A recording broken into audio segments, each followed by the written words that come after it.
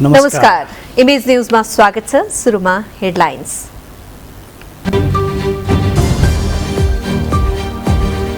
Budget अधिवेशन सुरु, प्रतिनिधि सभामा जारी अवरोध हट्यो। मुलुक सङ्कटतर्फ धक्कलिएकाले विरोधको शैली परिवर्तन गरेको एमालेको भनाइ।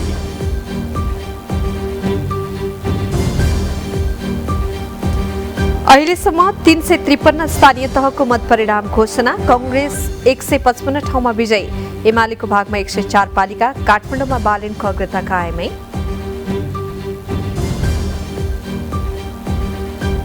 निर्वाचनको नतिजा प्रति असन्तुष्ट एकीकृत समाजवादीले गठबन्धनको विषयमा समीक्षा गर्ने।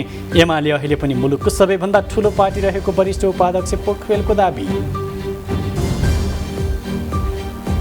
अर्थमन्त्री शर्माद्वारा आगामी आर्थिक वर्षको बजेटका सिद्धान्त र प्राथमिकता संसदमा पेश। बजेट आत्मनिर्भर अर्थतन्त्र र पूर्वाधार विकासमा केन्द्रित हुने उल्लेख।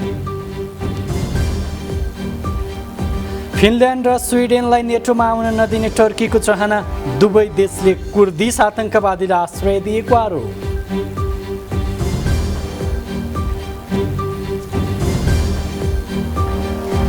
र युगाण्डा विरुद्धको दोस्रो टी20 खेलमा नेपालको लगातार दोस्रो हार। अन्तिम ओभरमा नेपाल 1 विकेटले पराजित।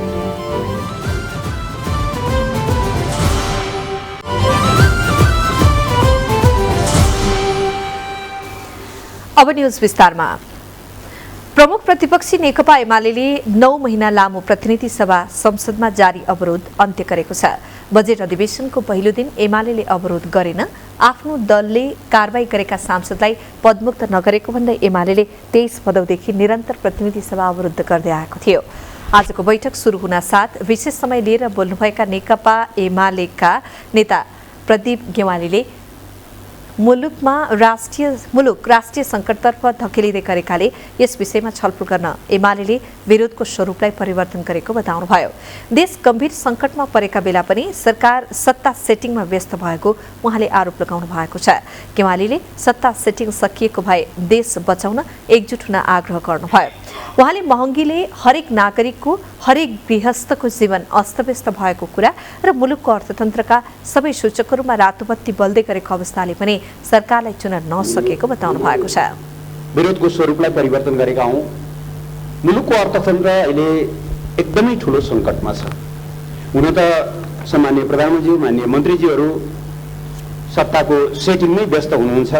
उहाँहरूलाई यी कुराहरूले सायद छुँदैन पनि होला। न महँगीले हरेक नागरिकको हरेक गृहिणीको हरेक एउटा गृहस्थको जीवन अस्तव्यस्त भएको कुराले छुन्छ, न मुलुकको अर्थतन्त्रका सबै सूचकहरूमा रातो बत्ती बल्दै गरेकाले छुन्छ। तर उहाँहरूले नसुने पनि देशले सुन्नुपर्छ, यो सर्वोच्च संस्थाले सुन्नुपर्छ भन्ने हामीलाई लागेको छ। सांसद गेवालीले देशको स्थिति धेरै भयावह हुँदै गइरहेको पनि बताउनुभयो। उहाँले स्थानीय तह निर्वाचनमा नेकपा एमालेका कार्यकर्ताहरूमाथि सांघातिक आक्रमण हुँदा समेत सरकारले यसबारे चासो नदेखाएको प्रति गुनासो गर्नुभएको छ।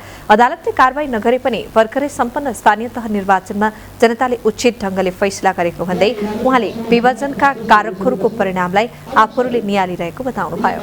कुनै झगडा छैन। सुरक्षाकर्मीहरू सत्तापछि हट्ने कसको निर्देशनबाट थाहा छैन। त्यसपछि निर्वाचन स्थगन गर्नका लागि तारतम्य मिलाउने, कतिपय ठाउँमा गलत अनियमितताहरू भइरहेको उजुरी गर्दा गर्दै त्यहाँ चाहिँ मतदान स्थगित गर्न भने नमान्ने, यो खालका क्रियाकलापहरू भए। मतपेटिकाहरू लिएर सँगै जान समेत कतिपय ठाउँमा मतदान प्रतिनिधिहरूलाई वञ्चित गरिएको अवस्था छ। प्रतिनिधि सभामा विभिन्न 8वटा विधेयक पेश भएका छन्। आजबाट सुरु भएको संघीय संसदको 11औं अधिवेशन अन्तर्गत प्रतिनिधि सभाको पहिलो बैठकमा विभिन्न 8 विधेयक पेश भएका हुन्। प्रतिनिधि सभामा गृहमन्त्री बालकृष्ण खाँडले नेपाल प्रहरी र नेपाल प्रहरीका कार्य सञ्चालन सुपरिवेक्षण र समन्वय पहिलो संशोधन अध्यादेश 2078, सामाजिक सुरक्षा पहिलो संशोधन अध्यादेश 2078 र तेजाब तथा अन्य घातक रासायनिक पदार्थ नियमन अध्यादेश 2078 पेश गर्नुभयो। यस्तै स्वास्थ्य तथा जनसङ्ख्या मन्त्री विनोद खतिवड़ाले औषधि दोस्रो संशोधन अध्यादेश 2079 र स्वास्थ्यकर्मी तथा स्वास्थ्य संस्थाको सुरक्षा सम्बन्धी पहिलो संशोधन अध्यादेश 2079 पेश गर्नुभएको छ। यस्तै भौतिक पूर्वाधार तथा यातायात मन्त्री रेणुकुमारी यादवले रेलवे अध्यादेश 2078 पेश गर्नुभयो। यस्तै कानून न्याय तथा संसदीय मामिला मन्त्री गोविन्द प्रसाद शर्मा कोइरालाले फौजदारी कसुर तथा फौजदारी कार्यविधि सम्बन्धी केही ऐनलाई संशोधन गर्न अध्यादेश 2078 र यौन हिंसा विरुद्धका ऐनलाई संशोधन गर्न अध्यादेश 2078 पेश गर्नुभएको छ। प्रतिनिधि सभाको आजको बैठकमा नेपाली कांग्रेसकी सांसद पुष्पा भुषालले प्रतिनिधि सभा नियमावली 2075 को नियम 250 को उपनियम 1 बमोजिम उक्त नियमावलीको नियम 42 को उपनियम 4 लाई तत्कालका लागि निलम्बन गरियोस् भने प्रस्ताव पेश गर्नुभयो। उक्त प्रस्ताव सदनमा बहुमतका साथ पास भएको सभामुख अग्निप्रसाद सापकोटाले घोषणा गर्नुभएको छ। नियम निलम्बनको प्रस्तावमा भोलि 1 बजे बस्ने बैठकमा छलफल हुनेछ। प्रमुख प्रतिपक्षी दल नेकपा एमाले राष्ट्रिय सभा बैठक अवरुद्ध गरेको छ। बजेट अधिवेशनको पहिलो दिन आज अपराह्न बोलाइएको राष्ट्रिय सभा बैठक सुरु हुनासाथ एमालेका सांसदहरूले उभिएर अवरुद्ध गरेका हुन्। सभामुख अग्निप्रसाद सापकोटा र सत्तारूढ गठबन्धन दलका नेता प्रधानमन्त्री शेरबहादुर देउवाले आफूहरूले अगाडि सारेका माग सम्बोधन गर्न पहल समेत गर्न नचाहेकाले राष्ट्रिय सभा बैठक अवरुद्ध पार्ने कामलाई आफ्नो दलले निरन्तरता दिन बाध्य भएको एमालेका सांसद देवेन्द्र दाहालले बताउनुभयो। उहाँले आफ्नो दलले कारबाही गरेका माधव नेपाल सहितका 14 जना सांसदलाई कारबाही गरिएको सूचना टाँस नगरेर सभामुख सापकोटाले गल्ती गरेको र त्यस गल्तीको आत्मालोचना गरेर उनीहरूलाई कारबाही गरिएको सूचना जारी नगरेसम्म राष्ट्रिय सभा बैठक अवरुद्ध गर्ने कामलाई निरन्तरता दिने आफ्नो दलको अडान रहेको पनि स्पष्ट पार्नुभयो। यो सरकारले सदन सञ्चालनमा रुचि देखाइरहेको छैन। सरकारको तर्फबाट बरु प्रतिपक्षलाई दोष लगाएर प्रतिपक्षीको कारणले गर्दा सदन नचलेको भनेर भाग्न खोजिरहेको छ र सदन सञ्चालनमा सरकारले रुचि देखाएको छैन। त्यसकारण हामीले यो सदनलाई अवरुद्ध गर्नुपर्ने आवश्यकता देखेका छौँ। एमाले आफ्नो दलले कारबाही गरेका सांसदहरूलाई सभामुख सापकोटाले सूचना टाँस नगरेसम्म संसद चल्न नदिने अडानसहित अवरोध गर्दै आएको छ। सांसद दाहालले सांसदहरूले दलीय व्हिप मान्नुपर्ने कि नपर्ने भन्ने प्रश्नको समेत निरूपण गर्ने काम सरकारले नगरेको भन्दै आपत्ति जनाउनुभयो। यता अध्यक्ष गणेश प्रसाद तिमल सिन्हाले पनि छलफल र संवादबाट समस्या समाधान हुने उल्लेख गर्दै सभा सुचारू गराउन एमालेका सांसदलाई पटक पटक आग्रह गर्नुभएको थियो। अन्त्य होस् भनेर शुभकामना हामीले आदान प्रदान गर्दा राम्रो नै हुन्छ। यसकारण यहाँहरूले बसेर आजको यो बैठकलाई सुचारू गर्न सहयोग गरिदिन म यहाँहरू समक्ष अनुरोध गर्दछु। बसिदिनुहोस्। तर एमाले सांसदहरूको अवरोधका बावजुद पनि राष्ट्रिय सभाको बैठकमा बजेट अधिवेशन सम्बन्धी राष्ट्रपति कार्यालयले पठाएको पत्र पढेर सुनाइएको थियो। बैठकमा विभिन्न अध्यादेशहरू पनि पेश गरिएको थियो। स्थानीय तह निर्वाचन अन्तर्गत अहिलेसम्म 343 पालिकाको अन्तिम मत परिणाम घोषणा भएको छ। घोषित परिणाममा नेपाली कांग्रेसले 155 वटा स्थानीय तह जितेको छ भने नेकपा एमाले 104 पालिकामा जित दर्ता गराएको छ। यस्तै नेकपा माओवादी केन्द्र 77 पालिकामा विजय भएको छ। एकीकृत समाजवादी 5 ठाउँमा विजय हुँदा जनता समाजवादी पार्टीले 3 वटा पालिका जितेको छ। 9 पालिकामा स्वतन्त्र उम्मेद्वारहरू विजयी भएका छन्। देशभर मतगणना जारी रहेका ठाउँमा नेपाली कांग्रेसले सबैभन्दा बढी 151 पालिका प्रमुख र 154 उपप्रमुखमा अग्रता लिएको छ। यसैगरी नेकपा एमाले 92 पालिका प्रमुख र 121 उपप्रमुखमा अग्रता लिएको छ। यस्तै माओवादीका उम्मेद्वारहरूले 39 पालिका प्रमुख र 39 उपप्रमुखमा अग्रता लिएका छन्। यस्तै जनता समाजवादी पार्टी नेपाल 31 पालिका प्रमुख र 26 उपप्रमुखमा अग्रता लिएको छ। नेकपा एकीकृत समाजवादीले 14 प्रमुख र 12 उपप्रमुखमा अगाडि देखिएको छ भने लोकतान्त्रिक समाजवादी पार्टी भने 11 पालिका प्रमुख र 10 उपप्रमुखमा अगाडि छ। स्थानीय तह निर्वाचन अन्तर्गत मुलुकका 6 वटै महानगरपालिकामा मतगणना जारी छ। काठमाडौँको मेयरमा स्वतन्त्र उम्मेद्वार बालेन शाहको अग्रता झन फराकिलो बन्दै गएको छ। पछिल्लो परिणाम अनुसार बालेन शाहले 12,553 मत प्राप्त गर्नुभएको छ। एमालेका उम्मेद्वार केशव स्थापितले 6,706 मत ल्याउँदा कांग्रेसका सृजना सिंहले 5,957 मत प्राप्त गर्नुभएको छ। उपमेयरमा एमालेकी सुनिता डंगोल निकटतम प्रतिस्पर्धी भन्दा निकै अगाडि हुनुहुन्छ। उता चितवनको भरतपुर महानगरपालिकाको मेयरमा रेणु दाहाल र विजय सुवेदीबीच कडा टक्कर देखिएको छ। पछिल्लो परिणाम अनुसार दाहालले 7,156 मत पाउनु भएको छ भने सुवेदीले 6,874 मत प्राप्त गर्नु भएको छ। स्वतन्त्र उम्मेद्वार जगन्नाथ पौडेलले 3,475 मत पाउनु भएको छ। यसैगरी ललितपुर महानगरपालिकाको मेयरमा कांग्रेस उम्मेद्वार श्रीबाबु महर्जनले अग्रता लिनु भएको छ। उहाँले 8,534 मत प्राप्त गर्दा एमालेका हरिकृष्ण व्यञ्जनकारले 3,785 मत प्राप्त गर्नुभएको छ। विराटनगर महानगरपालिकाको मेयरमा कांग्रेसका नागेश कोइरालाले अग्रता कायम राख्नु भएको छ। अहिलेसम्म उहाँले 9,882 मत प्राप्त गर्दा एमालेका सागर थापाले 7,630 मत पाउनु भएको छ। यसैगरी पोखरा महानगरपालिकामा गठबन्धनका उम्मेद्वार एकीकृत समाजवादीका धनराज आचार्यले 10,939 मत प्राप्त गर्दा एमालेका कृष्णबहादुर थापाले 9,405 मत पाउनु भएको छ। वीरगञ्ज महानगरमा गठबन्धनबाट उम्मेद्वार जनता समाजवादी पार्टीका राजेशमान सिंहले 8,888 मत प्राप्त गर्दा एमालेका विजय कुमार सरावगीले 3,922 मत ल्याउनु भएको छ।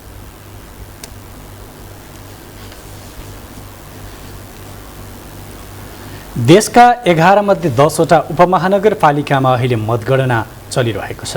प्राप्त पछिल्लो मत परिणाम अनुसार सत्तारूढ गठबन्धनका उम्मेद्वारले 5 ठाउँमा अग्रता लिएका छन्। एमाले 2वटा उपमहानगरपालिकामा अग्रता बनाउँदा 2 ठाउँमा स्वतन्त्र उम्मेद्वार र एउटा उपमहानगरपालिकामा राप्रपाले अग्रता लिएको छ।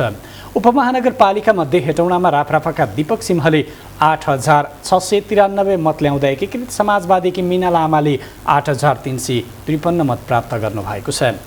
यस्तै एमालेका अनन्त पौडेलले 6,853 मत ल्याउनु भएको छ। सुनसरीको इटहरीमा कांग्रेसका हेमकर्ण पौडेलले 10,102 मत ल्याउँदा एमालेका याम कुमार सुब्बाले 8,059 मत पाउनु भएको छ। सुनसरीकै धरानमा कांग्रेसका किशोर राई 5,711 मतका साथ अग्रस्थानमा रहँदा एमाले उम्मेद्वार मन्जु भण्डारीले 5,113 मत पाउनु भएको छ। कैलालीको धनगढीमा स्वतन्त्र उम्मेद्वार गोपाल हमाल 7,816 मतका साथ शीर्ष स्थानमा रहँदा कांग्रेसका निरपोड 3,871 मतका साथ दोस्रो स्थानमा हुनुहुन्छ। बाँकेको नेपालगञ्जमा कांग्रेसका प्रशान्त विष्टले 12,806 मतका साथ अग्रता लिँदा एमालेका पशुपति दयाल मिश्र 6,014 मतका साथ दोस्रो स्थानमा हुनुहुन्छ। बाराको कलैयामा एमालेका विनोद प्रसाद शाह 7,300 मतका साथ अग्रस्थानमा हुनुहुन्छ भने कांग्रेसका राजेश राय यादव 4,553 मतका साथ दोस्रो स्थानमा हुनुहुन्छ। बाराकै जितपुर सिमारामा माओवादीका राजन पौडेल 13,771 मतका साथ अग्रस्थानमा रहँदा एमालेकी सरस्वती देवी चौधरी 12,712 मतसहित दोस्रो स्थानमा हुनुहुन्छ। रूपन्देहीको बुटोलमा कांग्रेसका खेलराज पाण्डेले 11,986 मत ल्याउँदा एमालेका बाबुराम भट्टराई 7,889 मतसहित दोस्रोमा हुनुहुन्छ। दाङको घोराहीमा एमालेका नरुलाल चौधरीले 18,126 मत ल्याउँदा माओवादीका हेमराज शर्मा 14,502 मतसहित दोस्रो स्थानमा हुनुहुन्छ। यसैगरी धनुषाको जनकपुरधाम उपमहानगरपालिकामा स्वतन्त्र उम्मेद्वार मनोज कुमार शाहसुडी 3,510 मतसहित अग्रस्थानमा रहँदा एमालेका शिवशङ्कर शाह 1,601 मतसहित दोस्रो स्थानमा हुनुहुन्छ।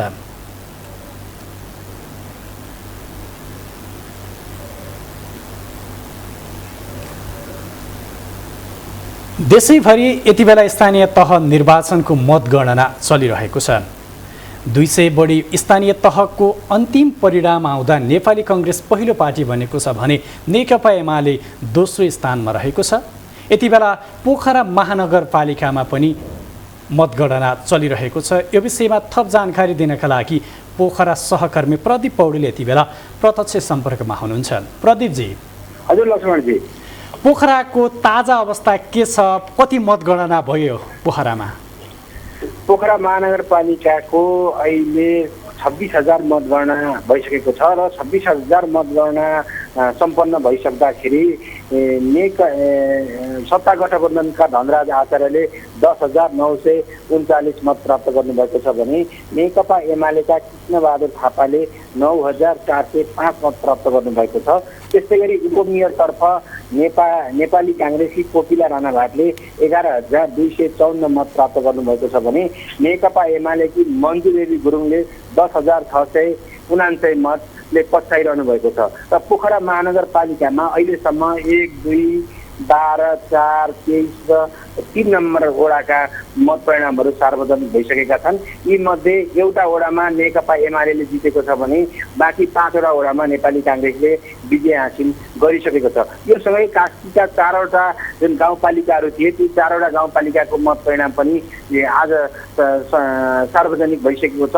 4वटा गाउँपालिका मध्ये नेकपा एमाले यस अगाडि एउटा गाउँपालिकाको प्रमुख बाहेक अरू सबैमा महानगर सहित सबैमा नेकपा एमाले विजय हासिल गरेको थियो। तर अहिलेको जुन गाउँपालिकाको अहिलेको निर्वाचनमा भने नेकपा एमाले 2टा गाउँपालिकामा अध्यक्ष र उपाध्यक्ष सहित विजय हासिल गरेको छ भने एउटामा उपाध्यक्ष मात्रै जितेको छ। नेपाली काङ्ग्रेसले 2टा गाउँपालिकामा अध्यक्ष र एउटामा उपाध्यक्ष जित हासिल गरेको छ। लक्ष्मणजी, पोखरा महानगरमा जुन गतिमा मतगणना भइरहेको छ यसलाई बढाउनको लागि त्यहाँ मतगणना स्थल थपिएको छ या यही गतिमा नै मतगणना चलिरहेको छ, के छ? यो पोखरा महानगरपालिकामा यही गतिबाट मतगणना हुने हो भने अब झन्डै 10 दिन जति मतगणना लाग्ने छ। तर आज एक किसिमको जुन सर्वदलीय बैठक बसेर मतगणनालाई 10 ठाउँमा पुर्याउने भन्ने कुराहरू सहमति भइसकेको छ। आजबाटै मतगणनाका लागि ठाउँहरू पनि बनाउन सुरु भएको छ। सम्भवतः आज राति 8 बजेबाटै 11-12 ठाउँमा मतगणना सुरु गर्ने तयारी निर्वाचन आयोगले गरेको छ भने सम्भवतः भोलि र पर्सि रातिसम्ममा पोखरा महानगरपालिकाको मत परिणाम अन्तिम मत परिणाम सार्वजनिक गर्ने तरिकाबाट निर्वाचन आयोग लागेको भनेर हामीलाई जानकारी गराएको छ। लक्ष्मण, हस् प्रदीपजी, जानकारीको लागि धेरै धन्यवाद। यति बेला हाम्रा सहकर्मी प्रदीप पौडेल पोखरा महानगरपालिकाको मतगणनाको बारेमा जानकारी दिँदै हुनुहुन्थ्यो। पोखरा महानगरपालिकामा अहिलेसम्म 26,000 मतगणना भएको छ जसमा 10,939 मतसहित नेकपा एकीकृत समाजवादीका उम्मेदवार अग्रस्थानमा हुनुहुन्छ भने उपमेयरमा 11,954 मतका साथ नेपाली काङ्ग्रेसले अग्रता लिइरहेको छ। अब बाँकी समाचार। भरतपुर महानगरपालिकाको मतगणनामा अब एक साथ 13 टोली परिचालित हुने भएको छ। हाल 8वटा टोलीले गणना गर्दै आएकोमा अब 5 टोली थपेर एक साथ 13 टोलीले गणना गर्ने भएको हो। मतगणनाको गति सुस्त भएको गुनासो बढिरहेको समयमा मुख्य निर्वाचन अधिकृतको कार्यालयले गणनामा टोली थप्ने निर्णय गरेको हो। हालसम्म 20,000 भन्दा बढी मतगणना भएको छ। नेकपा एकीकृत समाजवादीका अध्यक्ष माधव कुमार नेपालले गठबन्धनको विषयमा समीक्षा गर्नुपर्ने बताउनु भएको छ। 29औं मदन आश्रित स्मृति दिवसको अवसरमा आज नेकपा एकीकृत समाजवादीले पार्टी केन्द्रीय कार्यालयमा आयोजना गरेको कार्यक्रममा अध्यक्ष नेपालले गठबन्धनको विषयमा समीक्षा गरिने बताउनुभयो। उहाँले स्थानीय तह निर्वाचनको परिणाम आफ्नो पार्टीले प्राप्त गर्नुपर्ने जति नभएको बताउनु भएको छ। उहाँले पार्टीले अपेक्षा गरे अनुसार मत परिणाम नआएको भन्दै गठबन्धनका घटकहरूले नै आफूहरूसँग सहकार्य गर्न नचाहेको उल्लेख गर्नुभयो। समीक्षा गरेर हामीले कहाँ राम्रो भयो, कहाँ त्रुटि भयो र आगामी दिनमा के कुरामा हामीले घोषणा गर्नुपर्ने हो। त्यसै गरी हामीले अहिलेसम्मको निर्वाचनको परिणाम अवश्य पनि हाम्रो पार्टीले प्राप्त गर्नुपर्ने चिज छैन होला। सङ्ख्याको हिसाबले 500को सदस्यको तहलाई अहिले हामी नागिरहेका छौँ। सङ्ख्याको हिसाबले हामीले 10-15 जना वडाध्यक्ष के भन्छन् 100 जनाको सेरोफेरोमा वडाध्यक्षहरू जित्ने स्थिति बनाएका छन्। उहाँले पार्टीलाई वैचारिक रूपमा दह्रो बनाउनु पर्ने बताउनुभयो। अध्यक्ष नेपालले पार्टीलाई बलियो जगमा उभ्याउँदै जनताको माझमा क्रियाशील गराउन नेता कार्यकर्तालाई आग्रह समेत गर्नुभयो।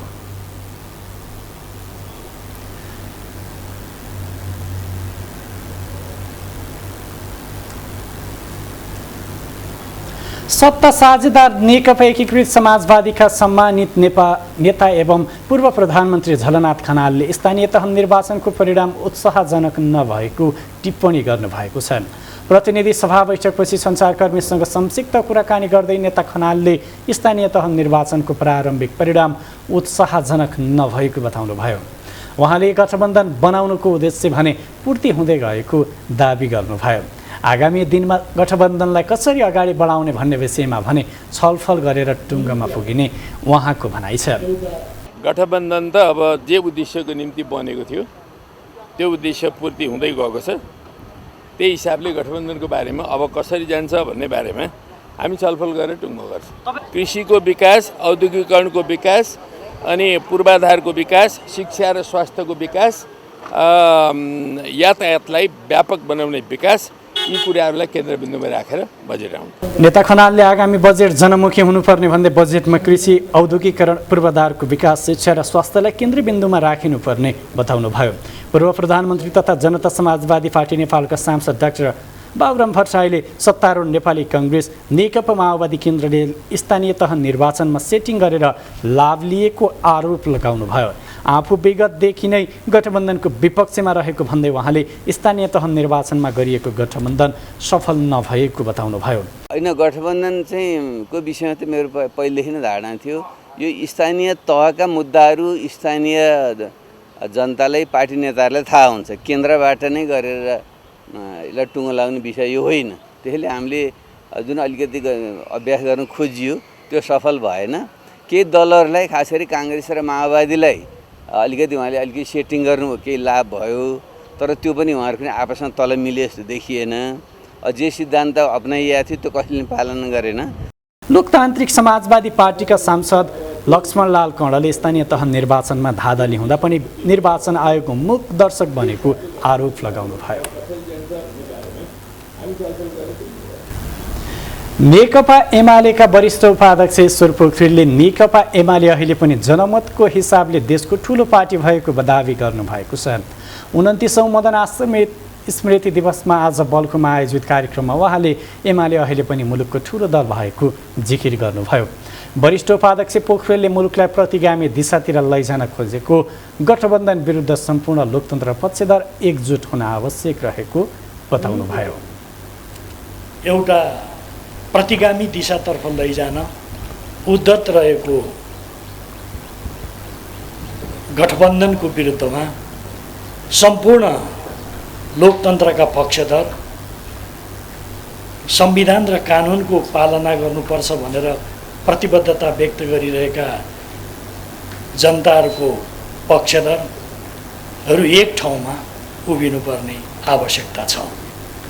एमाले महासचिव शङ्कर पोखरेलले निर्वाचन भित्र्न सरकारले गुण्डागर्दी गरेको आरोप लगाउनुभयो। उहाँले सरकारी पक्षले नै एमालेको प्रभाव भएको स्थानमा निर्वाचन बिथोल्न लागि परेको र मतदाताहरूलाई आफ्नो अधिकार प्रयोग गर्न नदिएको दावी गर्नुभयो।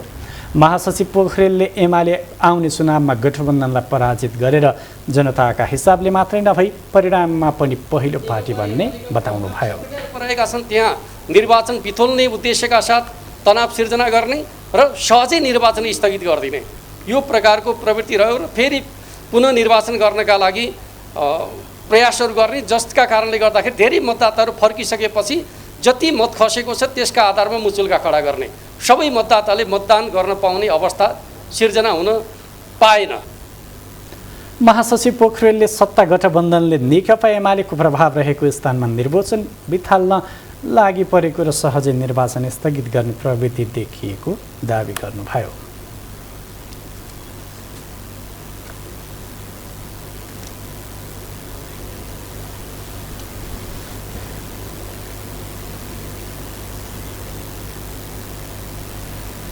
इमेज न्युजमा पालो भएको छ ब्रेकको, त्यसअघि बाँकी हेडलाइन्स।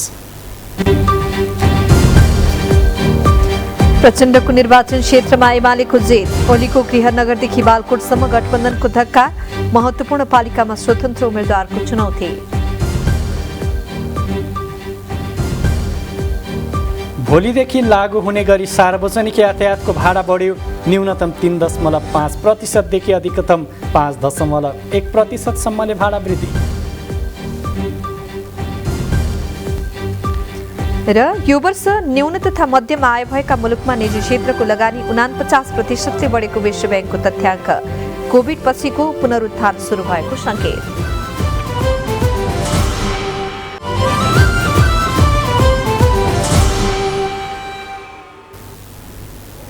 यो ब्रेकपछि पुनः स्वागत छ। चितवनको माडी नगरपालिकामा 5 दलीय गठबन्धनलाई पराजित गर्दै नेकपा एमाले विजयी भएको छ। मेयरमा एमालेका तारा कुमारी काजी महतो 9,901 मतसहित निर्वाचित हुनुभयो। उहाँका निकटतम प्रतिद्वन्दी माओवादीका ऋषिराम काफ्लेले 7,729 मत ल्याउनु भएको छ। यता नेकपा एमालेका अध्यक्ष केपी शर्मा ओलीलाई 5 दलीय गठबन्धनले झड्का दिएको छ। अघिल्लो निर्वाचनमा सबै पदमा सबैभन्दा बढी जितेको एमाले यसपटक दोस्रो हुने दिशामा छ। एमाले अहिलेसम्म जितेको र अग्रता लिएको पालिकाको संख्या हेर्दा दोस्रो हुने निश्चित छ। यता ओलीसँग जोडिएका पालिकाको लालकिल्ला पत्काउँदै गठबन्धनले विजयको झण्डा गाडेको छ। ओलीको जन्मघर तेर्थुमको इवा, गृहनगर बालकोटमा पर्ने सूर्यविनायक वडा नम्बर 4 र दमकमा ओलीको प्रतिकूल परिणाम देखिएको छ। सूर्यविनायक 2 मा कंग्रेसका प्रदीप कार्कीको प्यानलले विजयी भएको छ। ओलीको गृहनगरमा एमाले यसपटक पनि कंग्रेसलाई रोक्न सक्ने देखिएको छैन। सूर्यविनायकमा पनि कंग्रेस जित नजिक छ। ओलीको निर्वाचन क्षेत्र समेत रहेको गृहनगर झापाको दमक नगरपालिकामा पनि एमाले कमजोर देखिएको छ। स्थानीय तहको निर्वाचनमा सत्तारूढ गठबन्धन बीच तालमेल भएसँगै नेकपा एमालेलाई ताप्लेजुङमा ठूलो धक्का लागेको छ। 2074 सालको स्थानीय तह निर्वाचनमा ताप्लेजुङको 1 नगरपालिका 4 गाउँपालिका जितेको एमाले यो निर्वाचनमा 3 पालिकामा खुम्चिएको छ। हालै सम्पन्न स्थानीय तह निर्वाचनमा ताप्लेजुङका 9 स्थानीय तहमध्ये 1 नगरपालिका सहित 4 वडामा नेपाली कांग्रेसले जितेको छ। माओवादी केन्द्र 2 पालिकामा विजय भएको छ। ताप्लेजुङ पूर्व मन्त्री तथा नेकपा एमालेका सचिव योगेश भट्टराईको गृह जिल्ला पनि हो। सर्लाहीको लालबन्दीमा नेकपा एमालेका कार्यकर्ताले पूर्व पश्चिम राजमार्गमा चक्का जाम गरिरहेका छन्। लालबन्दी नगरपालिका 8 मा मतपेटिकामा खसेको भन्दा 9 मत कम भेटिएपछि एमालेका कार्यकर्ता आन्दोलित भएका हुन्।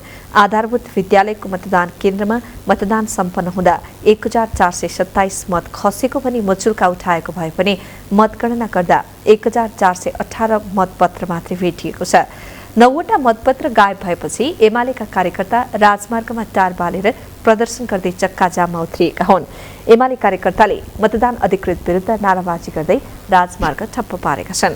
लालबन्दी स्थित निर्वाचन अधिकृतको कार्यालयले गए राति नै लालबन्दी 8 मा नेकपा माओवादी केन्द्रका शुक्रबहादुर पाखरिन वडाध्यक्षमा निर्वाचित भइसकेको जनाएको छ। पाखरिन 460 मत ल्याएर विजयी भएको निर्वाचन अधिकृतको कार्यालयले जनाएको छ। सर्लाहीको बरथवा नगरपालिकाको वडा नम्बर 17 मा पनि आज पुनः मतदान भएको छ। गत वैशाख 30 गते जनता समाजवादी पार्टीले एकलौटी गरेको आरोप लगाएपछि अन्य पार्टीहरूको उजुरीको आधारमा निर्वाचन रद्द गरिएको थियो। नेपाली कांग्रेस, नेकपा एमाले, जनमत पार्टी र स्वतन्त्र उम्मेद्वारले पुनः मतदानको माग गरेका थिए। वडा नम्बर 17 को आधारभूत विद्यालय परोरिया मतदान केन्द्र अन्तर्गत 2वटा मतदान केन्द्रमा पुनः मतदान गरिएको हो।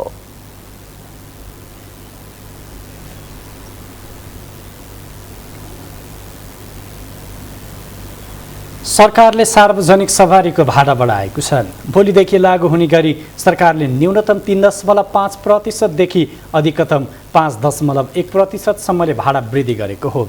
यातायात व्यवस्था विभागका अनुसार साबिकको भाडा दरमा अन्तर प्रदेशमा सञ्चालन हुने सार्वजनिक सवारी साधनमा यात्रुवाहकतर्फ 3.5% ले पहाडी बाटोमा गुड्ने मालवाहकमा 4.6% र तराईको बाटोमा गुड्ने मालवाहक सवारीमा 5.1% ले वृद्धि गरिएको छ। भाडा वृद्धिको सूचना गर्दै विभागले पेट्रोलियम पदार्थको मूल्य वृद्धिसँगै सार्वजनिक सवारी साधनको पनि भाडा समायोजन गरिएको जनाएको छ। नेपाल आयल निगमले चुनावको भोलिपल्टै डिजेल, पेट्रोल र मट्टीतेलमा समान प्रति लिटर 10 रुपैयाँले मूल्य वृद्धि गरेको थियो।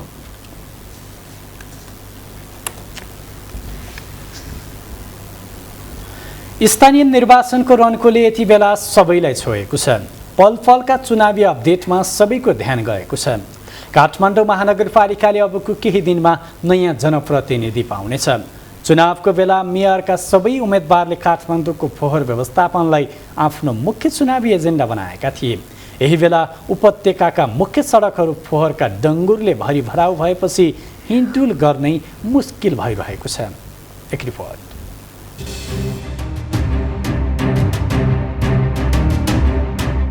काठमाडौँको मुख्य सडक र चोकमा थुप्रिएका यी फोहोरले नयाँ मेयर कहिले आउला र मलाई उठाउला भनेर कुरे चाहिँ लाग्छ। मुख्य सडकदेखि भित्री सडकमा फोहोरको पहाड नै चुलिएको छ, जसका कारण सवारी साधन गुडाउन पनि कठिन भएको छ। पैदल यात्रु नाक थुनेर हिँड्न बाध्य छन्। प्रचण्ड गर्मीमा थुप्रिएको फोहोर तत्काल व्यवस्थापन नगरे महामारी फैलिने जोखिम पनि छ। इज्जतको सवाल हो देशको। कति अब टुरिस्ट आउने टाइममा हामीले फोहोर देखाएर हाम्रो छवि कति इन्टरनेसनली चाहिँ कति चाहिँ त्यति नराम्रो पर्छ, त्यो पनि विचार गर्नुपर्छ। टुरिज्म सेक्टरले पनि विचार गर्नु पर्यो, यो नगरपालिकाले पनि विचार गर्नु पर्यो, स्थानीय निकायले पनि विचार गर्नु पर्यो। घर घरमा हामीहरू जुन छ सभ्यताको चिन्ह देखाउन सक्ने मान्छे पनि चाहियो। यो त भएन नि। जति यो फोहोरले मतलब दूषित पार्छ वातावरणलाई, त्योभन्दा डबल रूपमा मान्छेको मतलब श्वास प्रश्वास लिने सम्पूर्ण प्राणीलाई नै यसले असर गरेको हुनसक्छ। त्यो प्लास्टिकको धुवाँले यो एउटा केमिकल, एकदम पोइजनस केमिकल उत्पादन गर्छ यसले। त्यसले गर्दाखेरि अब त्यसलाई चाहिँ समाधानको उपायमा भन्नुपर्दा रिसाइक्लिङ गर्ने प्लास्टिकहरूलाई र त्यसको उपयोगी सामानहरूमा परिणत गर्न सकिन्छ। असर त हामीलाई धेरै परिरहेछ नि। यसमा त कस्तो भने सबैभन्दा ठुलो कुरा चाहिँ पहिला सुरुमा चाहिँ प्राइभेटलाई सेक्टरलाई दिनै नहुने चिज हो क्या। सिधा रूपमा हाम्रो महानगरपालिकाले लिनुपर्ने चिज हो हैन। अब प्राइभेट सेक्टरलाई दियो, ठेकदारहरूले मनमाझी रेगुलर पैसा दिइरहेछ। हामीले महिनाको आउँछ 150 रुपैयाँ दिन्छ, तर चाहिँ फोहोर उठाउने चाहिँ रेगुलरली छैन। कतिपय ठाउँमा व्यक्तिको घर र पसल अगाडि फोहोर थुपारिएको छ। यसले गर्दा आफूहरूको व्यापार व्यवसायमा प्रतिकूल असर परिरहेको व्यवसायीहरूले बताएका छन्। एकदम हालत खराब छ अहिले। अब नगरपालिकाको मान्छे पैसा उठाउन आउँछ फोहोरको, फोहोर चाहिँ यत्तिकै छोडिदिन्छ, पैसा चाहिँ टाइम टाइममा आएर लगिरहेको हुन्छ। यहाँ हामीलाई यस्तो गनाउँछ, कस्तो गाह्रो हुन्छ, हामी कसरी बसिरहेको छौँ हामीलाई थाहा छ। अब हाम्रो समस्याहरूले थोरै न बुझ्छ। म भनि नाकमा स्प्रे छरेर बसिरहेको छु क्या। अब यसकै कारणले गर्दा नबस्नु पनि कति दिन बन्द गर्ने होइन। उठेर जानी पनि सामान यत्रो छ, कहाँ जाने। अब बेच्नलाई यस्तो ठाउँमा को पसल किन्न आउँछ, कति पीडित छौँ हामी। अब त्यो त कसले बुझ्छ र। धेरै असर गरेको छैन। न बन्द गरेर बस्न मिल्यो, न खोल्न मिल्यो। अब बन्द गरेर के अनि भाडा तिर्नु पर्छ। अब खोलेर बस्नु पनि हेर्नु न कति गाह्रो छ। हामीले देख्दाखेरि ठेकदारकै कमजोरी जस्तो लाग्छ, किनभने हामीसँग पैसा उठाएर हुन्छन् अनि हामीले कर तिरेको छ। ओडाले गर्नुपर्ने नि यो काम। ओडाले गर्नुपर्ने काम चाहिँ ठेकदारहरूले पैसा उठाएर उनीहरू आफूमा विवाद गर्ने के, त्यसरी यो फोहोर थुप्रे जस्तो लाग्छ मलाई। उपत्यकाका सडकहरूमा फोहोर थुप्रिनु सामान्य कुरा जस्तै भइसकेको छ। तर हरेक निर्वाचनमा उम्मेदवारहरू फोहोरलाई मोहर बनाउने एजेन्डा लिएर जनताको घर दैलोमा पुग्छन्। अहिले पनि काठमाडौँको जनप्रतिनिधि बन्ने दौडमा रहेका सबैले काठमाडौँको फोहोरलाई मोहर बनाउने र उपत्यकालाई स्मार्ट सिटी बनाउने प्रतिबद्धता जनाएका छन्। इमेज न्युजका लागि क्यामेरामा राजेन्द्र नापितका साथमा मालती घोरासैनी, काठमाडौँ। 2566औं बुद्ध जयन्ती अन्तर्राष्ट्रिय वैशाखी डे अमेरिकाको व्हाइट हाउसमा दोस्रो पटक मनाइएको छ। अमेरिकी उपराष्ट्रपति कमला ह्यारिसका श्रीमान and second gentleman Douglas F Huff थेरवा महायान र बर्जयानका बौद्ध भिक्षु तथा गुरुहरूले व्हाइट हाउसभित्र संयुक्त रूपमा दीप प्रज्वलन गरेर बुद्ध जयन्ती मनाएका हुन्।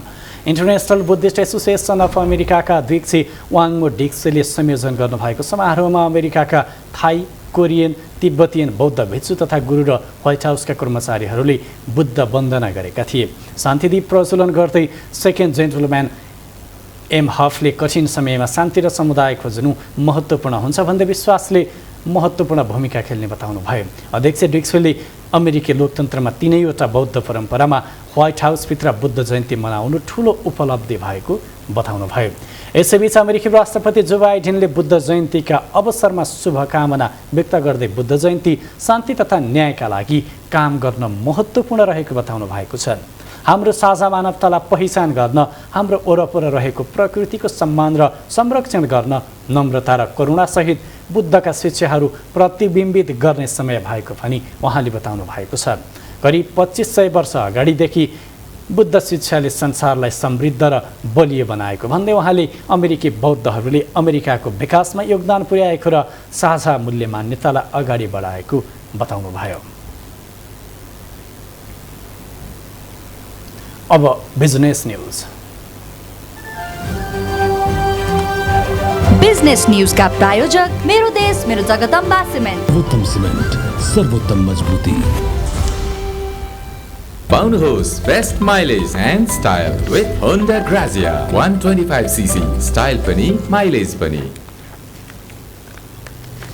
सरकारले आगामी आर्थिक वर्षको बजेटको सिद्धान्त तथा प्राथमिकता संसदमा पेश गरेको छ। अर्थमन्त्री जनार्दन शर्माले आज संसदमा आगामी आर्थिक वर्षको बजेटका सिद्धान्त तथा प्राथमिकता पेश गर्नुभएको हो। उहाँले आगामी आर्थिक वर्ष 2079-80 को बजेट आत्मनिर्भर अर्थतन्त्र र पूर्वाधार विकासमा केन्द्रित हुने बताउनुभयो। शर्माले बजेट आयात घटाउने, निर्यात प्रवर्धन गर्ने र आत्मनिर्भर अर्थतन्त्र विकासमा केन्द्रित हुने उल्लेख गर्नुभएको हो।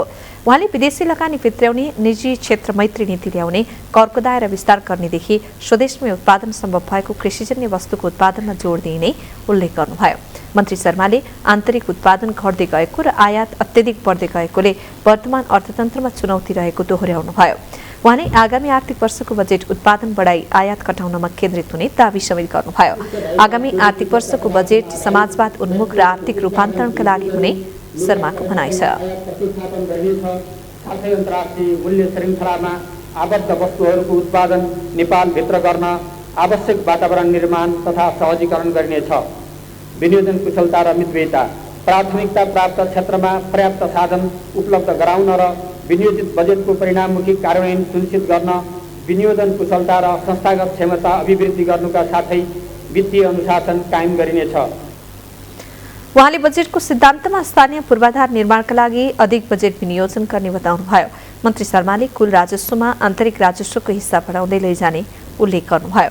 कृषि र उद्योग प्रवर्धन गर्दै तुलनात्मक लाभका क्षेत्रलाई सरकारले बजेटमा सम्बोधन गर्ने उहाँले बताउनुभयो। यस्तै राष्ट्रिय गौरव र राष्ट्रिय प्राथमिकता प्राप्त क्षेत्रमा स्रोतको कमी हुन नदिने गरी बजेट आउने मन्त्री शर्माले बताउनुभयो। अनुत्पादक क्षेत्रमा खर्च कटौती गर्ने र सेवा प्रवाहलाई सूचना प्रविधिमा आधारित बनाइने शर्माको भनाइ थियो। मुलुकमा भ्रष्टाचार घटाउँदै सरकारप्रति जनताको विश्वास बढाउने गरी काम गर्ने पनि उहाँले बताउनुभयो।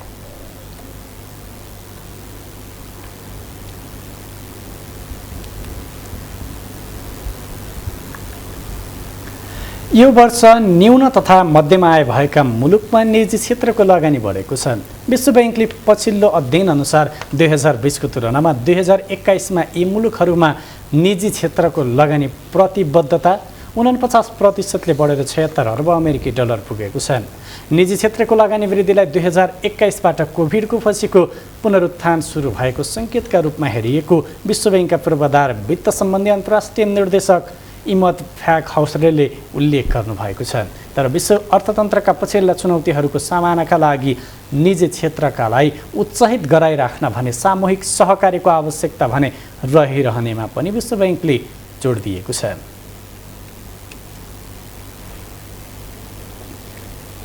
निर्वाचनपछिको पहिलो कारोबारमा आज शेयर बजारमा पहिरो गयो। बजार परिसूचक नेप्से 85 अङ्क बराबरले झरेर 2265 मा आएर थामिएको छ।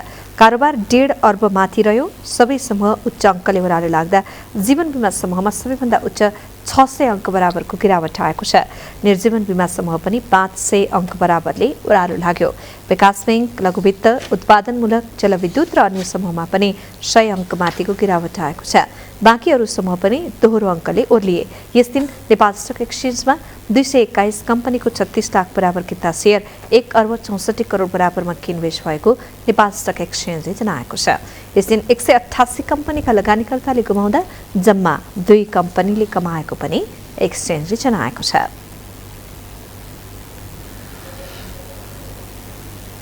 उद्योग वाणिज्य तथा आपूर्ति मन्त्री दिलेन्द्र प्रसाद बौडेले सुक्खा बन्दरगाह र औद्योगिक क्षेत्र सुदूरपश्चिमको सम्भावनाको आधार भएको बताउनु भएको छ। मन्त्रालयले कञ्चनपुरको महेन्द्रनगरमा आयोजना गरेको पत्रकार सम्मेलनमा मन्त्री बडुले कञ्चनपुरमा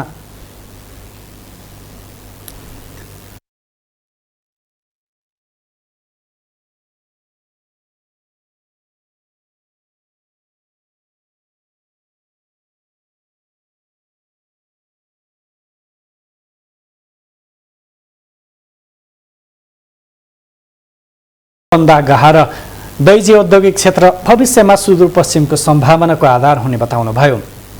उहाँले लामो समयदेखि प्रस्तावित बन्दरगाह तथा शिलान्यासमै सीमित दैजी छेला औद्योगिक क्षेत्र वर्तमान सरकारको प्राथमिकतामा रहेको पनि बताउनुभयो।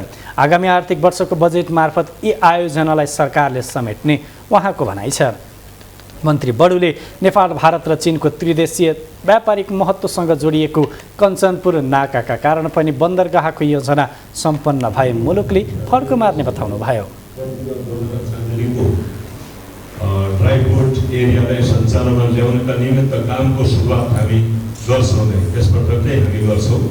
यसपालाकै बजेटमा हामी यसलाई समावेश गरिरहेका छौँ र यसले एउटा आफ्नो कोर्स सुरु गर्छ। कति समय लाग्ला, समयमा हामी यसलाई सम्पन्न हुने गरी यसको प्रबन्धनमा हामी लागिरहेका छौँ। मन्त्री बडुले यो क्षेत्रमा हुने औद्योगिक विकास र वृद्धिले 22,000 युवाले रोजगारी पाउने अनुमान रहेको बताउनुभयो। दोधारा चाँदनीको सुदका बन्दरगाह र दैजीय औद्योगिक क्षेत्रको मन्त्री बडुसँगै पूर्व मन्त्री रमेश लेखक, नारायण प्रकाश साउद, उद्योग सचिव गणेश प्रसाद पाण्डेले स्थलगत अनुगमन गरेका थिए।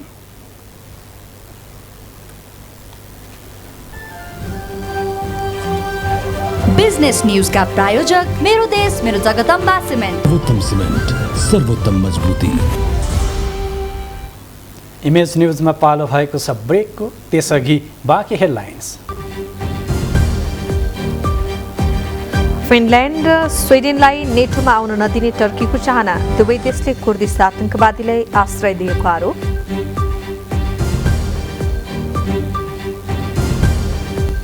र पोखरामा जेठ 22देखि गर्ने तय भएको नवराष्ट्रिय खेलकुद प्रतियोगिता सर्ने निश्चित, तयारी अभावका कारण असोजमा गर्ने तयारी।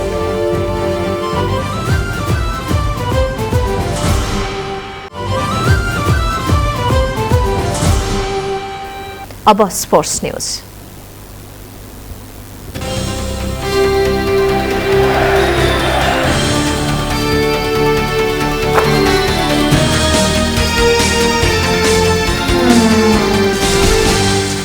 पाउनुहोस् best mileage and style with Honda Grazia 125cc, style पनि माइलेज पनि। युगान्डा विरुद्धको दोस्रो टी20 खेलमा नेपाल 1 विकेटले पराजित भएको छ। लगातार दोस्रो खेलमा पराजित भएको नेपाल सिरिजमा 2-0ले पछि परेको छ। कीर्तिपुर मैदानमा टस हारेर ब्याटिङको निम्ति पाएको नेपालले 20 ओभरमा 7 विकेट गुमाउँदै 101 रन बनाएको थियो। राम्रो सुरुवात गर्न नसकेको नेपालले 14 रन हुँदा पहिलो विकेट गुमायो। ओपनर इन्दु वर्मा मात्र 5 रनमा आउट भइन्। जवाफमा युगान्डाले 19 ओभर 5 बलमा 9 विकेट गुमाउँदै लक्ष्य पूरा गर्यो। युगान्डाले पनि राम्रो सुरुवात पनि गर्न सकेको थिएन। उसले मात्र 4 रन हुँदा पहिलो विकेट गुमाएको थियो। ओपनर कोविड विनो मात्र 4 रनमा आउट भएकी थिइन्। युगान्डाले 81 रन बनाउँदा 5 विकेट छाडेको थियो। अन्तिम ओभरमा खेल रोमाञ्चक बनेको थियो। अन्तिम समयमा खराब फिल्डिङका कारण नेपाल खेल हार्न पुगेको हो। यसअघि हिजो भएको पहिलो खेलमा पनि नेपाल 12 रनले पराजित भएको थियो। 5 खेलको श्रृङ्खला यही जेठ 7 गतेसम्म चल्नेछ। पोखरामा यही जेठ 22देखि 28 गतेसम्म हुने तयारी गरिएको 9औं राष्ट्रिय खेलकुद प्रतियोगिता सर्ने भएको छ। गण्डकी प्रदेशमा आयोजना गर्ने भनिएको प्रतियोगिता तयारी अभावका कारण सर्ने निश्चित भएको हो। मन्त्री परिषद बैठकले 9औं राष्ट्रिय खेलकुद जेठ 22देखि 28 सम्म गण्डकी प्रदेशमा आयोजना गर्ने निर्णय गरेको थियो। राष्ट्रिय खेलकुद परिषद स्रोतका अनुसार तयारी अभावको कारण देखाउँदै सरकारले 9औं राष्ट्रिय खेलकुदलाई केही महिनाका लागि सार्ने तयारी गरेको हो।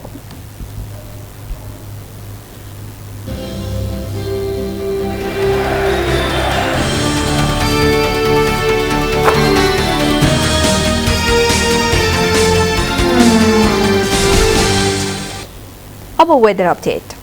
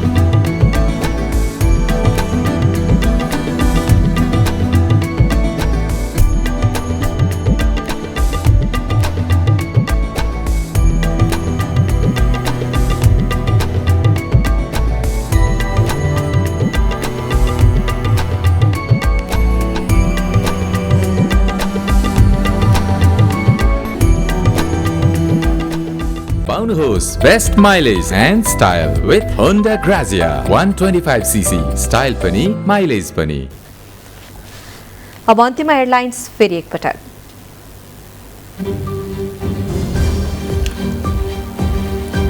बजेट अधिवेशन सुरु, प्रतिनिधि सभामा जारी अवरोध हट्यो, मुलुक सङ्कटतर्फ धकेलिएकाले विरोधको शैली परिवर्तन गरेको एमालेको भनाई।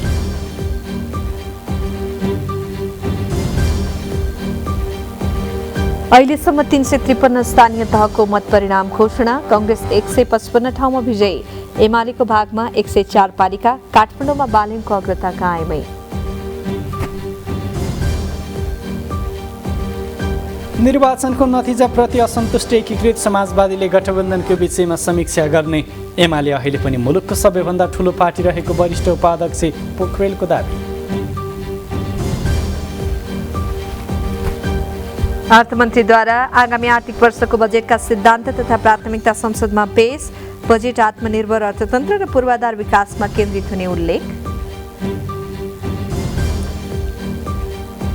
फिनल्यान्ड र स्विडेनलाई नेटोमा आउन नदिने टर्कीको चाहना, दुवै देशले कुर्दिस आतंकवादीलाई आश्रय दिएको आरोप।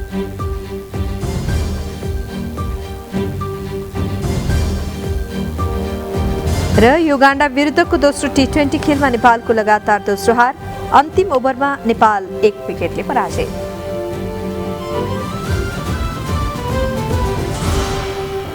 इमेज न्युज सकियो। तपाईँ हामीलाई imagekhabar.com मा पनि हेर्न, पढ्न र सुन्न सक्नुहुनेछ।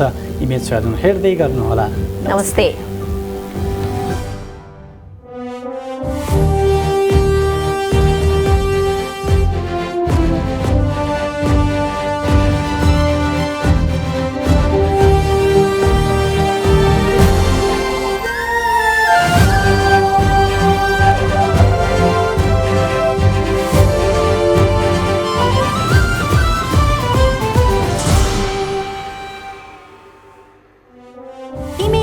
का प्रायोजक dish home Fibernet presents mega 5 खुशीको अपग्रेड।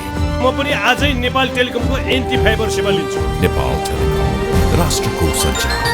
द बेस्ट सौर्य सिमेन्ट, रिद्धि सिद्धि सिमेन्ट, गुणस्तरको नयाँ स्तर। 4000 यातायात व्यवसाय तथा 10,000 गाडीहरू जस्तै तपाईँ पनि ढुक्क हुनुहोस्।